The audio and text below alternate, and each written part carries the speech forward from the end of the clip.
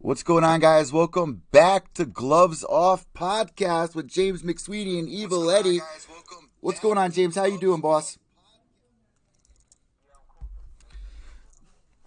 Yeah, I'm doing really good over here. It's been a crazy past couple of weeks, and before we start the show, I just want to thank our sponsors for today's program, or else, we wouldn't be able to do what we're doing here today. And it's brought to you by MMA Team Manager, by Alternative Software, and you guys have a chance to go out there and see what it's like to be an MMA manager, like Ali Abdelaziz or all the other big names that are out there. So, if you are one of these people that think that you have what it takes and can do a better job, give a shot, because this is a really realistic game. It's very it's so detailed. It's right on point, and I'm going to be doing more gameplay of it. So me and James want to thank our sponsors. Go check it out. The link's going to be down below if you want to download. We're going to be doing a giveaway. So let's jump into today's episode number 14. Let's just start by what's been going on with James here. James, you're in America, man. Welcome to America. Welcome back. It's nice to be back. It's nice to be back. But where I am right now over in Detroit, it's a little bit cold. So a bit of a contrast to what I'm used to, but I'll get used to it soon enough. Training camp starts tomorrow. Fight news is going to be announced soon. It was a slow start to the year, to be honest with. I had a lot of fight offers and a lot of negotiations taking place, and some agreements couldn't be made. So I wasn't going to take it this time. So I didn't, unless they were going to match what I was looking for, I wasn't going to take the fight. And then all of a sudden now I've got a kickboxing world title on the table. I have an MMA world title on the table. I've got some other realms of fighting on the table. So all will be announced in the next week or so. But for me, training camp starts tomorrow. So yes, I'm over in Detroit, Michigan. I've got my training camp is all set, and it's going to start real soon. So when was the last time that you were here in America? Because people obviously remember you being on The Ultimate Fighter, and you trained here for many years with Rashad and Shab and all these different places in America. So when's the last time that you were actually here? I was in America 2 years ago, visiting family. My wife is American, and of course my daughter was born in America. We were here 2 years ago, visiting family. But actually, training camp and getting ready to fight in America has probably been over 6 years. Wow. Would have been in Las Vegas. The last time I was training in America for a fight was in Las Vegas. So that was back when I first signed with ONE FC in 2013. So over 6 years ago. That's so crazy, man, because you've been all over the world. I'm kind of jealous, being in Thailand, here in America. So I'm glad that things are going good. And I saw you on E! News as well, James. What's up? I saw you on E! News. Yeah, the E! News press release for the movie's coming out soon. I started in a movie last year, Sankam. It's a martial arts movie, but it's more of a love story. It's just about, it's more of a love story than it is a martial arts movie. But of course, it's about a mixed martial artist fighter. So when you always see fighters in movies, you think, oh, it's just some cheesy, corny martial arts movie. But as it turns out, this movie is. It's about a guy that falls in love with his partner, and as a living, he is a mixed martial artist. But the emphasis of the movie is more about his story and the troubles he went through in his real life, which relates eventually to mixed martial arts. But it's a martial arts movie, but it's more of a love story. But I was fortunate enough to co-star in the movie. It goes in cinemas, I believe, in August. So I'll be flying out to Kuala Lumpur for the premiere. The red carpet hits us in August this year. So that's all coming. And in the meantime, while I'm back, I've got some other projects in America that I'm looking forward to doing. I've got some commercials and another movie coming up as well. So, it's going to be a busy time for 2019. And of course, Gloves Off podcast is flying. Thank you to all the listeners that's loving what we're doing. And, of course, thank you to our sponsors that are helping us along the way. We wouldn't be able to do it without any of you. So forever thankful for your loyalty. Yeah, this is a really popular podcast in the last couple of months, couple thousand downloads every time we do this thing. So, yeah, thank you guys so much for tuning in. We're going to announce some giveaways. Let's jump, really quick. Yesterday, check this out, James. I went to go meet Chuck Zito. I got to hang out with Chuck Zito for a little bit. How's that? Oh, my God. More even legend. Chuck Zito, he's a cool guy. he actually trained under Henzo for a while, and for people out there that don't know who he is, he was Yeah. president of the Hells Angels New York chapter for 25 years. A big time movie star. He was on Oz. He was in a whole bunch of movies. Best friends with Sylvester Stallone. Dated Pamela Anderson. You guys see him all the time at the UFC events. He was telling me that he was at the very first UFC event.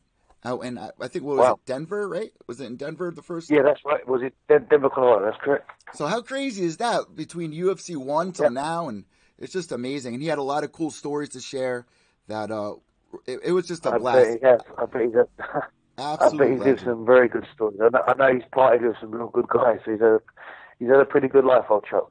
You know what? The craziest thing, he's never done a drug or drink in his life. Being around that kind of society, that's Wow. very impressive, right? You wouldn't think that. It's a strong mindset. It's a very, very big, strong mindset. Yes, that's a testament to his character right there. Yeah, I wasn't aware of that. I didn't know if he did drugs, but I thought he would have been drinking for sure. Yeah. But well, that's amazing. Yeah, and you know what else? Great caliber. He's not that tall, but his hands, like, there's a photo I posted, his hands the size of my head. Like, it's the craziest thing I've ever seen. I've never seen hands that big. But, James, UFC 236 went down last night. Everybody's in an uproar over Dustin the Diamond, Israel Adesanya. What do you think about this kid, Israel Adesanya? I thought the fight was fantastic. I mean, listen, they had a war, right? The fight was just absolutely was awesome. I think he's a very talented, very flamboyant. He's coming through and he's making his mark. He's just landed. Now he's just landed. That fight is really. I mean, if he wasn't on the map already, which I believe he was, he's definitely on the map now. So it was an amazing fight. You know what, Kelvin Gastelum, man, he's been on a run, been taking out some big names. So Israel Adesanya, his next move is Robert Whittaker. Calvin is super tough, super smart, super talented, and he's not the gatekeeper because he's way more than a gatekeeper, but he is a big name. He's strong and experienced as they come. So to take that feather in the cap is a huge fight. Now, moving on, Robert Whittaker is another huge fight. I mean, he's going back to back, tough opponent after tough opponent. So if he hasn't already proved himself, in my opinion, he has. Whittaker is going to be really. They've got a really tough fight ahead of him. I think the way that the UFC handled his career, or his manager, whoever his manager has handled, making the matchups from entering the UFC, then switching it up a little bit. All right, let's try him with a wrestler. Then all the way up until 2019. Like, this kid debuted last year. He's only been in the UFC for a year now. Yeah, I mean, but there's two sides to that. So you can. It's hard to say because, listen, he's come out of nowhere in respect of time, but he's had good fights, he's fought good people. But my only fears is when you get young lads like this come through that are super talented, is they can handle the fight, they can handle the experience, they can handle the limelight. But the problem is he going to start handling exposure? He's on the big leagues, he's on big money, everyone wants a piece of him, he's going to be sent here, there, and everywhere. That's where you're going to start seeing if the cracks start to appear, if you can handle that kind of pressure. And we've seen a lot of other fighters come through that have made it huge, and some have, handled that little bit of pressure, they've kept it on, but some are very broke under that pressure and made huge mistakes, especially being a young guy. So it's a little bit dangerous, I feel, when that happens. It's exciting, too, to watch, to see how he's going to do, because, this is a big deal for a kickboxer to come over to the UFC, be this successful, and he really hasn't had an issue this entire time. So I think the Whittaker fight's going to be, and I've said this every time this guy fights, this is going to be his true test, right? Well, yeah, I mean, that's what I said. The fight he just had, I mean, that was his real true test, right? Yeah, I mean, he right. passed it with flying colours. He passed it with flying colours, and we've got to give credit where it's due, and that's what he's just done. He's proved a lot of the naysayers completely wrong. If there's any questions about, he's just a kickboxer, he's not just a kickboxer. He was a very successful kickboxer in his own right. He stepped away from kickboxing. He's learned the mixed martial arts realm. He's dedicated his time and his effort, and he's put it together very nicely. And now he's a mixed martial artist, that's for sure. I think that's something we have to kind of hang up that labelism of, he's just a kickboxer. He's not just a kickboxer. We've seen that by numerous techniques and tumors. I mean, if he was just a kickboxer, he wouldn't have lasted the last fight he just lasted. That's for sure. is there's no way possible. So he's way more than that. I mean, it means he's a young, intelligent, smart. Puts his gym work into his cage work, which he's transferring everything that he's learned in the gym, and he's using it in the cage, and he's using it with success. So there's a lot of fighters out there that have that problem. That in the gym they're killers. In the gym they know all the techniques. They can get the underhook. They know the distance. They know the level changes. When it comes to the fight and they get a little bit of pressure, they go back to being what they used to be, whether it was a wrestler, boxer, kickboxer, whatever it may be, a jiu-jitsu expert. They go back to their realm, where you're not seeing that with him. You're not seeing him be put under pressure and him break and go back to his old realm. He's still keeping the stencil and the blueprint of a mixed martial artist and implementing all the techniques that he's learned on the way. And that is what's making him who he is. So I think really, yes, we've got to understand he came through the network as a kickboxer. He's no longer a kickboxer, that's for sure. Oh, yeah. He's a full-fledged mixed martial artist. And Robert Whittaker has a big task on his hand, and so does he with Robert Whittaker. This is a very, very good, tough, experienced fight. It's not the fight that puts him on the map because he's already on the map. This is just, if you're going to be at that level, these are the caliber of fighters you got to hang with. So let's see if he can stay consistent with that. And you know what? I usually, a lot of people give slack for the interim thing, but this was an interim fight that made sense because the actual champion is injured. So this is when interim actually makes sense. Yeah. This is when it makes sense. This is when two guys clearly deserve to be fighting for a championship belt because the actual champion or the actual person is injured and can no longer compete and is not going to compete for a long time. Therefore, the whole division can't be on standstill waiting for the potentialness of someone to come back. Someone deserves to have that belt and walk up with it. This is when interim makes sense. Interim doesn't make sense under the other realms that it's fought to before. This is the one time, the one situation that actually makes sense. And if you watch the fight again and you study the fight that just took place, you see both of those guys deserve and have the qualities and everything it takes to be a champion. And you know what? Honestly, I got to say this as well. He's got everything the UFC is looking for in a fighter with the personality. That is huge for them. And he's got all the ingredients to be a huge star. He's got star quality, right? Yes. He's got that. If he walks into a room, people know he's in the room. He's got that star quality. He's got that persona. He's got that aura. He can carry himself well. He knows how to promote a fight. He's a professional. He's very flamboyant in the cage, but he's very technical. He's not reckless. So far, he's ticked all the boxes. And coming from someone of his age, I'm not saying he's like a 15-year-old or an 18-year-old. He's not that young, but newly in the sport, just over a year in the UFC. I mean, that is a young time in to be showing those qualities. So this is the kind of star qualities that the UFC need to bounce off people like Conor McGregor and other guys that have come through that are no longer active at the moment. And I just pulled up a tweet that was just tweeted out by Robert Whittaker that says, "I'll see you soon, mate." So, I believe that he's got... Oh, Dana announced it, right? That's the next fight. Dana announced it at the after talk. So that's the next fight.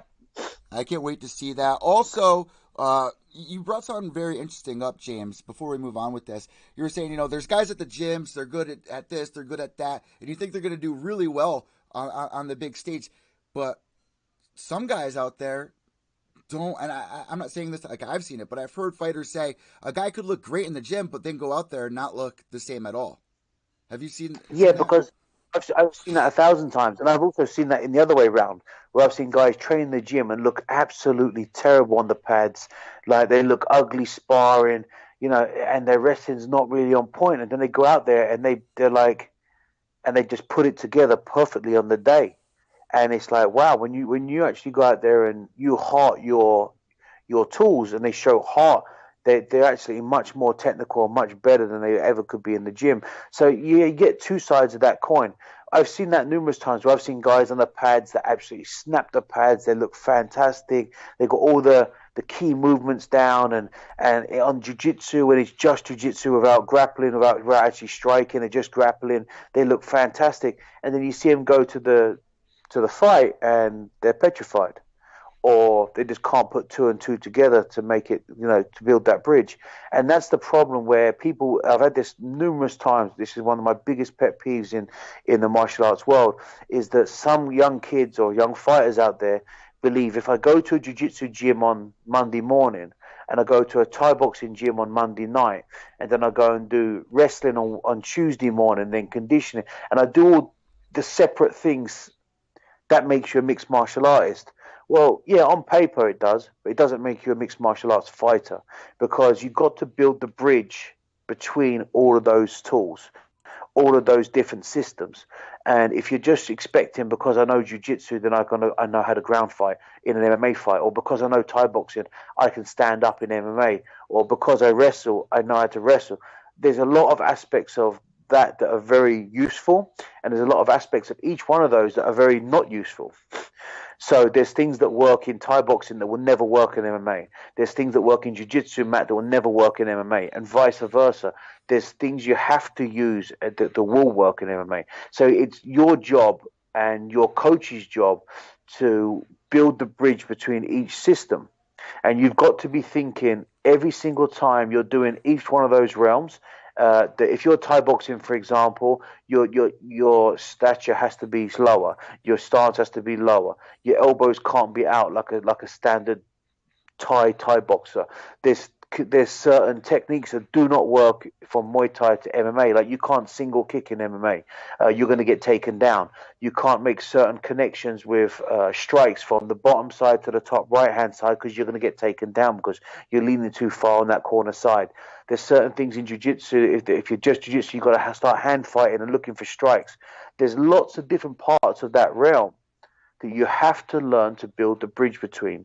So just because you do on paper what it says to be a mixed martial artist, like jiu-jitsu, wrestling, Thai boxing, strength conditioning, or a bit of boxing, doesn't mean you can actually put it together. You have to, every single session you're doing, no matter what realm it may be, you must only be doing the stuff that's relevant to mixed martial arts. Now, I also, before we talk about the main event, there was a kid that I've been watching for years in the local scene here, and he made his UFC debut last night. He ended up not winning the fight. That's got to be so crushing to him. So, from your standpoint, what was it like the first time you walked out the octagon, and what kind of advice could you give to somebody in that position? Like, can you let our listeners know what that feels like, making your debut on the big screen? Well, the first time I made my official debut was when I fought in Vegas in the finale of the Ultimate Fighter, when I fought Daniel Schoonover. So that feeling is like, there's a lot of, it's more than your average fight, because it's the big show, right? It's everything you've ever dreamed of, but you have to kind of disengage from what you build it up to be. And it's just another fight. It's just another, but you've got to take it as serious as you would all of them. You can't downplay it and you can't upplay it. You've got to ride the weather. But unfortunately, what comes out, just because it's where you want to be, just like any fight, you can win and you can lose. The pressure of losing something that you dreamt of to be so amazing, of course, is even more soul destroying after you lose. Just especially after you lose in any fight, it's soul destroying. Let alone it's your dream fight for your dream organization. Hopefully, it's not over. Hopefully, they call him back and he's not just one fight and done. There's a lot of things. There's a lot of things that take place when you have your first UFC fight. There's a lot, and you've heard the UFC jitters before, right? Where people have been swallowed up by the big show. They've been swallowed up. It's no different once you're in that cage than any other cage you've ever fought upon. It's just how you perceive that cage. It's just because it's like, it's your dream. It's what you've worked your whole life for. So you can either use that to fuel you, or sometimes that energy can eat you up a little bit. Sometimes that nervous energy, you overthink, you can freeze, you can, there's a million and one things that can happen that can cause you not to perform your very best. And it's soul destroying. It's very hard to lose something you've worked your whole entire career for, and then unfortunately drop the ball as you got there. I think that happens to anybody in any different thing they've ever dreamt of. It doesn't matter what it may be, it's very tough. But the fact of the matter is, this is your job. You're a fighter. You can win and you can lose. You just have to get up, brush yourself down, correct the wrongs you make and get back in there and do it again with no. This is what happens, unfortunately, to some fighters. Is I had to learn this along the way, and I struggle with this sometimes myself. I've never actually discussed this before. When you lose a fight, it leaves scar tissue. You know, it can leave scar tissue not only on your body but in your brain. You know, especially nowadays with all the social media, with all the people that can jump on board and voice their opinion on your performance. And no one's harder on your performance than yourself as a fighter. But you don't ever want that self-doubt to creep in. Have you ever seen, like, some fighters, when they win 2 or 3 fights in a row, they'll go on a massive winning streak? Yeah. Have you ever seen a fighter that loses 1 or 2 fights in a row, then goes on a massive losing streak? He couldn't win a fight if he tried. And it's like, why do you think that happens? Well, what that happens is that's the mirror effect. The mirror effect of, if you win 2 or 3 fights in a row, you've finally convinced yourself, or you've confirmed to yourself, that you're as good as you've always said you are. You deserve to be there, and you believe it, and you actually believe that no one can beat you now. And that confidence builds. When you lose a couple of fights in a row, you can doubt yourself.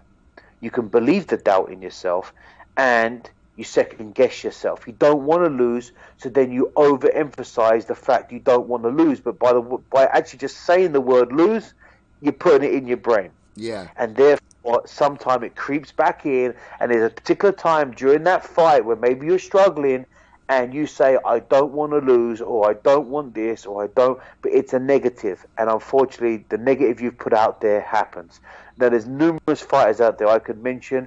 I'm actually one of them. I won't put anyone on blast. I'll put it on myself. I had a losing streak of like 3 or 4 fights in a row. And I didn't actually doubt myself. I've always kept myself particularly confident, but I think the psychological game that I was playing with myself was the wrong one. I was telling myself, I don't want to lose again. I'm sick of this. I don't want this feeling. I feel like a loser every day. And I was telling myself that as if that was going to help me build myself up, like drag me through the dirt. But in fact, what I was really doing was convincing myself of the word lose, right? When I should have been like, blank slate, start again. I'm just going to do the very best I can to be the very best fighter I can. When I perform my best, I will always win. That's a positive attribute to keep telling yourself. I was using an unpositive one, and unfortunately, I fell victim to it. And you know what? I feel like I'm not a fighter, but I can only imagine how much of the mentality in the middle of a fight, if you start the fight off in the first round and you think you're losing, trying to regain confidence has to be so hard for a lot of guys. Well, the problem is, it's not about regaining confidence. It's just you're always confident on your ability. You're always confident that you've had a good training camp. You're always confident in yourself.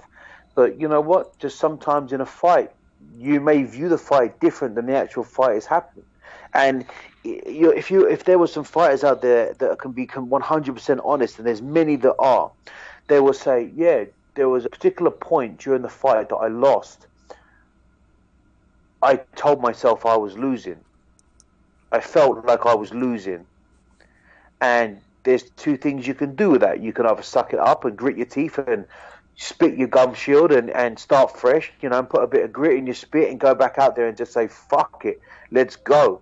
And just put the last 2 or 3 rounds behind you and forget about it and just give it your all and fight your heart out and see what happens.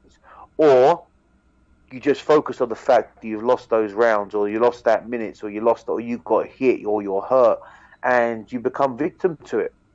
And I've found over the years, look, I'm 38 now, I've found over the years, I just started to not give a fuck anymore.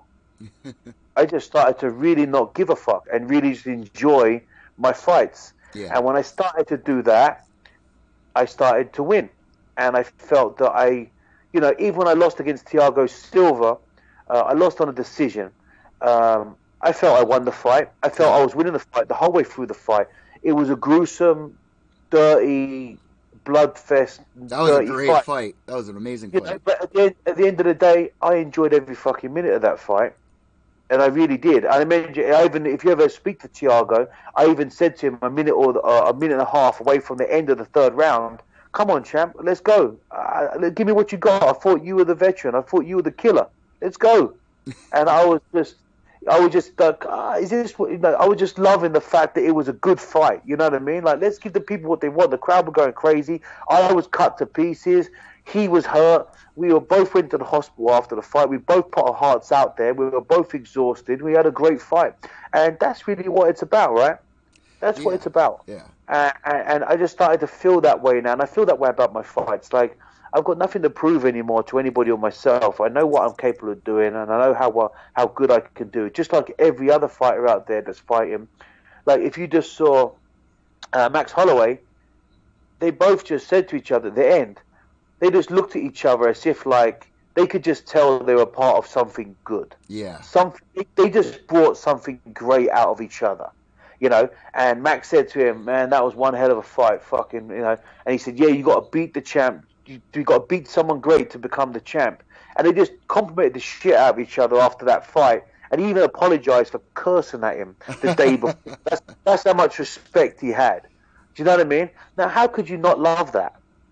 You know, as a fighter myself, I mean, yes, of course, it was amazing who won, and Max carried the loss like a pure champion that he is, and he'll be back, and I'm sure of it. But them two guys just didn't give a fuck. They just went out there and said, you know what? I ain't doubting myself. I ain't questioning. We threw back and forth, and we put it on for the crowd. That's what fighting's really about. And I've just learned to adjust to that over the years, and I think it comes with experience. You stop doubting yourself. You stop questioning yourself. And the minute you stop doing all that crap, the minute you should start performing your best, because all the pressure's gone. And Max Holloway is a perfect example of somebody like that. Came to the UFC, lost a couple of fights, and then didn't lose after the McGregor fight. He lost to Dustin, lost to Conor, and then made a complete 180. Won on I think like a 13-fight win streak. But look at that. He lost to Conor McGregor, which, not being funny, there's a few fighters out there that have lost to Conor McGregor that have never come back and been the same since. Yeah. We can name a bunch. Yeah, we can name a bunch, right? So, and they were high-level, high-quality guys that were just smashing everybody. And Conor come out of nowhere and just fucking made them look stupid and just won the fight, right? Just won the fight. But their mental attribute never recovered from that. Their capabilities are exactly the same, if not better. But look what Max Holloway did. He came out, he got better. He didn't care that he did care that he lost against Conor, but he didn't doubt himself from it. He took it in his stride, and he came back, and he's performing at the highest level in different weight classes, and just loving what he's doing. He's just loving what he's doing. And when you love what you do, you perform your best. That's the bottom line. And you know what else, man? Like, you mentioned the perfect thing. He's taking this loss like a champ. Like, it's I'm sure it bothers him, but he got so much out of it. He must feel like a winner. Of course it bothers him. There's no fighter in the world that doesn't get bothered when he loses a fight. Yeah. That's 1,050%. But the fact of the matter is you know, this is a fight game. You know, if you don't want to lose, don't fight. And in my opinion, and I'm just a fan, there was no loser in that fight. Let me tell you that much. Max put his heart on the line, and he fought with such poise and just amazing technique and heart and conditioning. And so did Dustin. They both just put on an amazing fight. There's no loser. The fans loved it. The referee loved it. The commentators loved it. You and I loved it. They enjoyed it. There's no loser there, apart from, unfortunately, on paper, Max lost. But you know what? He'll be back, fighting back at a different weight class, back at a different realm, and he'll be back at 145, and I'm sure he'll be kicking ass like he did. He stepped up to 155. Yeah. He looked small, and I was surprised he looked small, but he did. But he still went the distance, and he still put on a very close, amazing performance fight. Hats off to him. I can't, you know, you just that's a quality that some, unfortunately, it's not downplaying the fans by no means, but there's not many people in the world know what it's like to go out there and fight for 5-minute rounds at that pace and that level. They don't know what it takes physically and mentally to be able to do that. And another thing, man, it's so crazy because Dustin, if you rewind a couple of months ago, was getting so frustrated with the UFC because he wasn't getting a title shot after going on a crazy win streak, taking out guy after guy.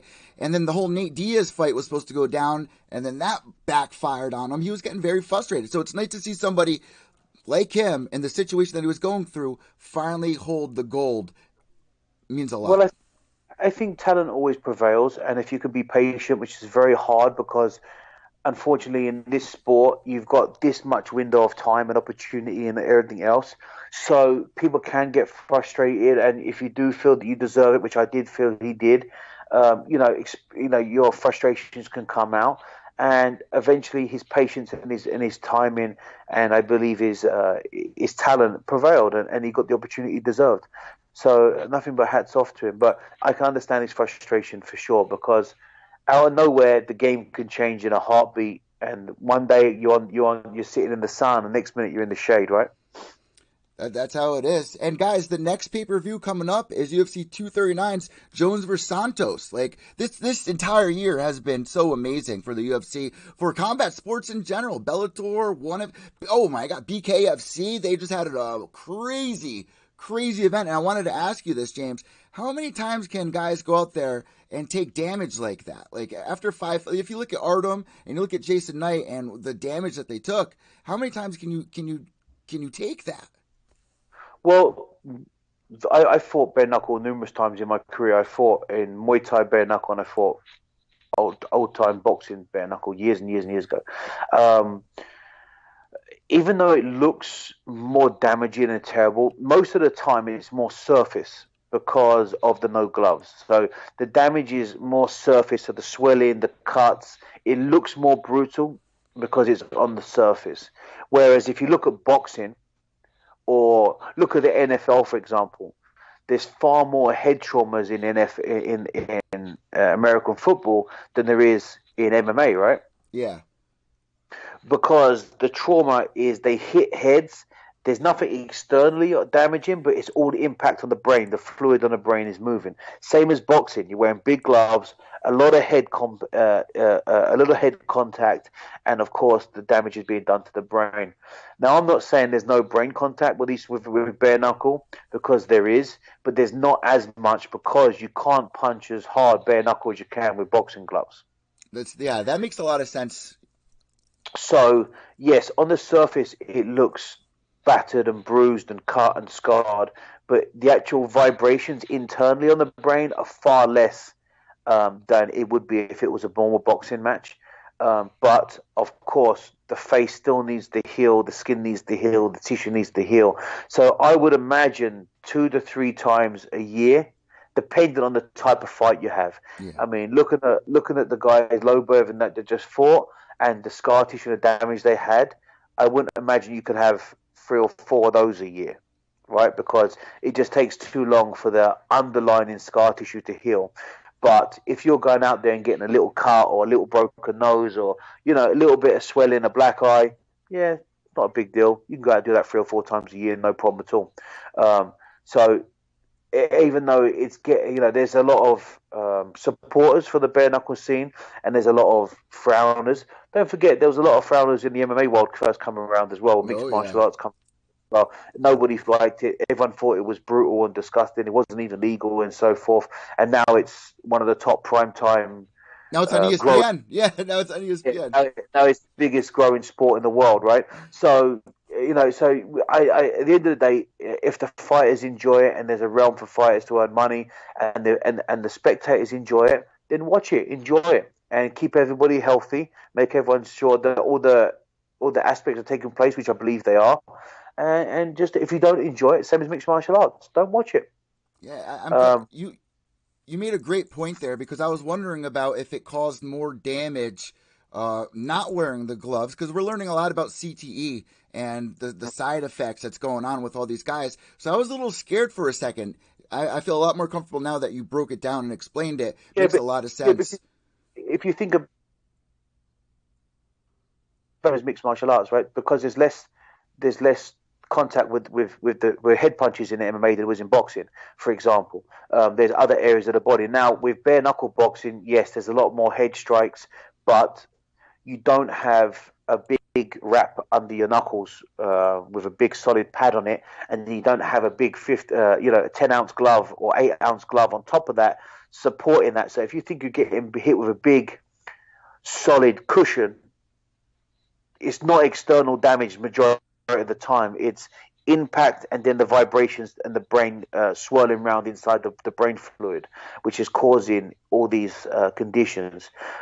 Anything from concussion, which is causing problems down the line, which unfortunately has caused issues in boxing, caused issues in rugby, caused issues in American football and ice hockey and all these other sports. So boxing and martial arts is not the only one. There's many other sports out there that this happens with, but of course, because bare knuckle boxing looks as aftermath of it looks kind of shocking. People think, oh wow, then think about the brain. Well, actually, if you think about it, the trauma internally is nowhere near, because the vibration, the punch is external. It's the knuckle ripping against the bone that's cutting the skin. It's the knuckle hitting the skin that's making it swell. So yes, that's as far as most of it's going. I'm not saying all of it, but I'd imagine 90%, 95% of the issues are externally and not internally. Now, moving forward, also this week or last week, big news broke, and maybe you can educate our listeners a little bit. Big news broke, TJ Dillashaw got busted for EPO. And what I understand from that is an EPO helps your cardio or endurance. What do you know? Do you know it's the same thing that Chael Sonnen got busted for a while ago? What are your thoughts on this? And what is EPO? Because it wasn't always illegal, right? It wasn't always illegal. No, EPO has always been illegal. Oh, it has? Okay. It goes back to the Armstrong, the cyclist. Oh, yeah, that's the same shit, huh? Yes, that's what he was caught with. Basically, what EPO is, EPO oxygenates the blood. Now, a lot of cyclists used to do it in the old days. They used to withdraw blood, spin it, oxygenate it, and then inject it back in. And they would put extra blood in their body, so it was even more oxygenated, which means the muscles were far more oxygenated, which means they weren't getting fatigued. They were getting more oxygen to the muscles. They were getting more oxygen to the lungs, and so forth. What EPO does is it's an injection that goes under the skin. It can be dangerous because it thickens the blood, which can cause stroke, heart attacks, and all these other realms. So you have to take a blood thinner when you take EPO. It oxygenates the blood. So it's very hard to detect unless it's specifically tested for, which means it has crept into numerous sports across the globe. You name the sport, there's probably someone, if it has the cardio instinct, I'm sure there's an athlete out there that's dabbled in it to enhance his cardio. There's a lot of people in the world that are cardio sensitive, which means they're just shit scared of not having the right cardio, right? Yeah. They're shit scared of getting tired, right? So if there's something that makes them not get fatigued, they want to take it. EPO is one of those things. In my opinion, it's a very dangerous drug, but purely for the fact that it thickens the blood, it can cause strokes, heart attacks, and seizures. It's minute amounts that get taken, so you can easily overdose on it if you don't know how to take it. At the end of the day, I mean, steroids is one thing that, testosterone and stuff like that increases muscles, strength, definition, can stop fatigue and all the rest of these things and go on. EPO is exactly the same. It's just that for cardio. So if you're popped for EPO, you were trying to take a cardio metabolism drug that was enhancing your cardio, which, to be honest, in my opinion, is probably way more beneficial than taking a testosterone, because I don't believe testosterone, apart from the opening couple of minutes of the fight where you can be a bit more explosive, I know testosterone for a fact can give you that testosterone dump where you'll see fighters be very aggressive for the first 2 or 3 minutes, and then they die because their muscles get pumped, they're over oxygenated, all the oxygen goes to the muscles, not to the lungs, and they get fatigued, their arms come down and they get knocked out. EPO is the counter for that. Now he got so it's a very dangerous drug to obtain. He got a 2-year ban. Do you think that's too long of a ban for getting busted for the first time? The problem is EPO is in your system for a long time. Okay.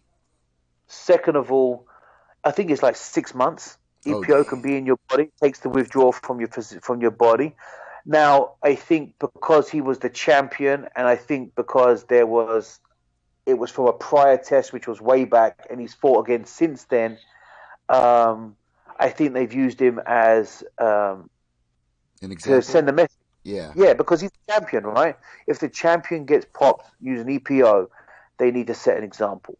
Because it's kind of like, were they embarrassed they didn't catch him before? Was he using it before? He didn't Yeah, get they caught or start using it? Or, where's the embarrassment come from? And now it's public, and so they have to kind of send the message that, and also what they want to do is EPO is very hard to track and trace and find. You have to particularly test for it. It's an expensive test, and I believe it's a test taken over time, where they have to do numerous tests over a couple of months to detect your natural levels, kind of like growth hormone. Because if you're like a young 8-year-old child, wakes up in the morning, busting full of energy, and runs around the house like a lunatic. A 38-year-old man like myself, I get up, it takes me a while to get my energy. So my growth hormone levels are already expended. They're not high, right? I've already grown, I'm fully grown, I'm not expecting to grow much more. Whereas a young child, their growth hormone levels are through the roof. So it's very hard to test where someone's levels are at because of their age and what they do. So it's a test that has to be taken over time to check their general levels. But they also know there's an average level for your size, for your weight, and for your age. So it's a long-winded test. So I think that's why they've come down quite harshly on him. At the end of the day, do I think it's harsh? Not really. I think that he knew the risk he was taking. There's no excuse like, oh, I was taking creatine, or I took a protein and it had this in it, or there was a minute dose of this in my such and such. No. He knew he was guilty. There's not a supplement on the planet that has EPO in it. And to take EPO, you have to get an injection, you have to make a vial, you have to suck it up, you put it under your skin, and you inject it. So that's how EPO is taken. So it's not because it was in your food. It's not because it was in some horse protein. meat. Yeah. Or some bullshit. It's EPO. You knew you were taking it. You were asked to take it, and you were trying to hide it the best way you possibly could. And you got caught. So you know what? You deserve it, right? And every fighter you beat on the way deserves to step up and say, I want a fucking rematch. Or they should say, I want it taken off my record. I want it to be a no contest. Look at Cody Nola. He lost to him 2 times, and he actually called him out last year, saying, well, why don't you tell everybody what you're doing behind the scenes, showing everyone at the gym how to use that thing. So I don't know what you're talking about. And I spoke to Cody, and I know Cody's a great guy, great fighter.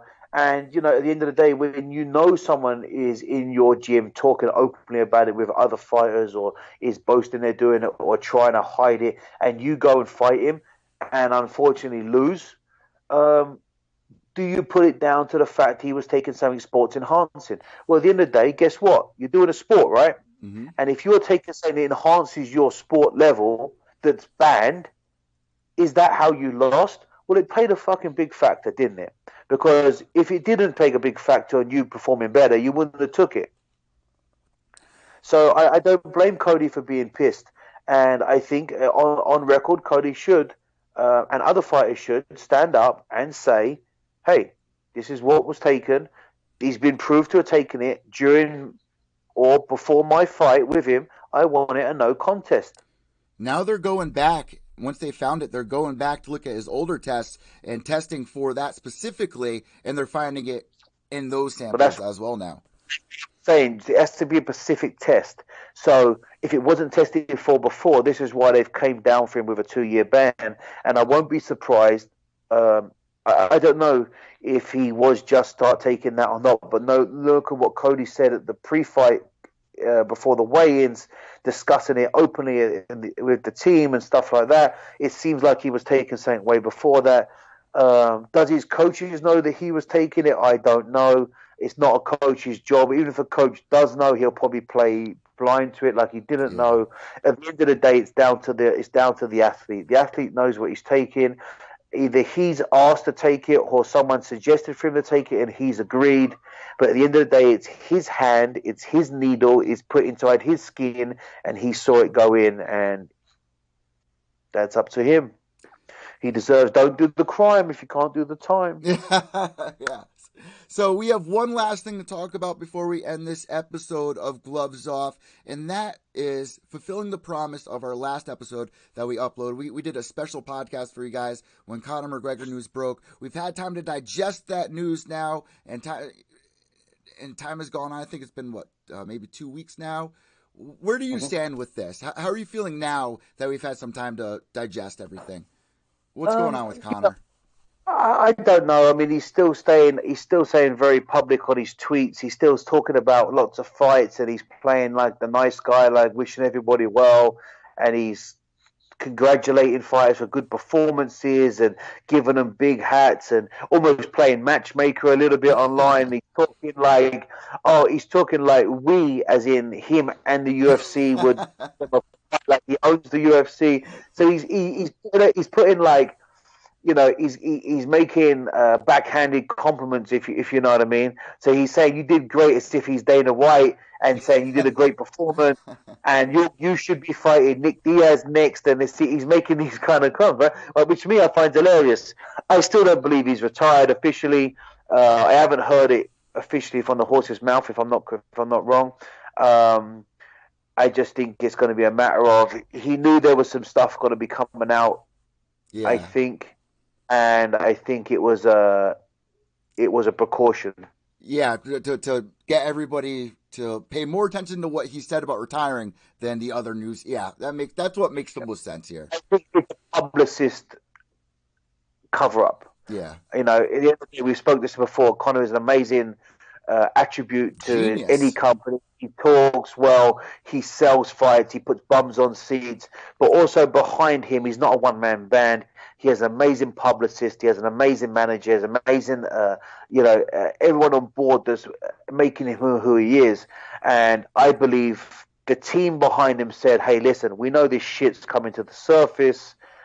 Let's give a little undercarriage of cover-up. Let's put a big something out there that's going to cause a big stir, so when this other shit comes up, it doesn't seem as big. And also, it doesn't have as much ground as if you're still active in the UFC as a fighter and shit comes to thing, it's like, wow, what's going to happen now? What's the UFC going to do? But if you said, well, I'm retired, it's nothing to do with UFC, is it? Yeah, that's so genius. Everything that he does is so well thought out. It so personally, do you know what I mean?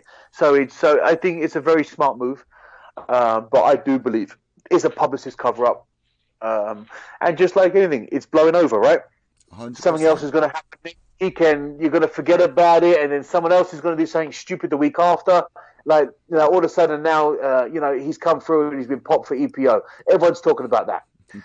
Next week something else is going to happen. No one's going to talk about that anymore. Now Conor's 3 or 4 steps down the totem pole. It's old news. So it just moves on, right? You know what we call that in the podcast world? That's job security. All these headlines. That's what we need. But yeah, no, I'm not overly thinking about it or taking it too serious. I know he's going to fight again eventually. Someone's going to come up. The fight's going to take place. The right money's going to be put out there. And just like anything, the right strategic business plan will take place. If it ain't the UFC, it'll be Conor McGregor making it. So that does it for episode 14 of Gloves Off with James McSweeney and myself, Eva Letty. Once again, we want to thank our sponsors, Alternative Software, and their new game, MMA Team Manager. If you guys think you have what it takes to be somebody like Ali Abdelaziz, you're talking shit saying I can do a better job. Try it out. Play the hand.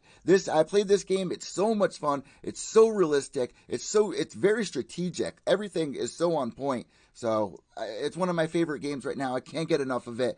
And we're going to be doing a giveaway very soon that we're going to announce on the next episode. Make sure to give us a follow on our Instagram at glovesoff_pod. Follow James at McSweeney MMA and myself at Pure Evil MMA_.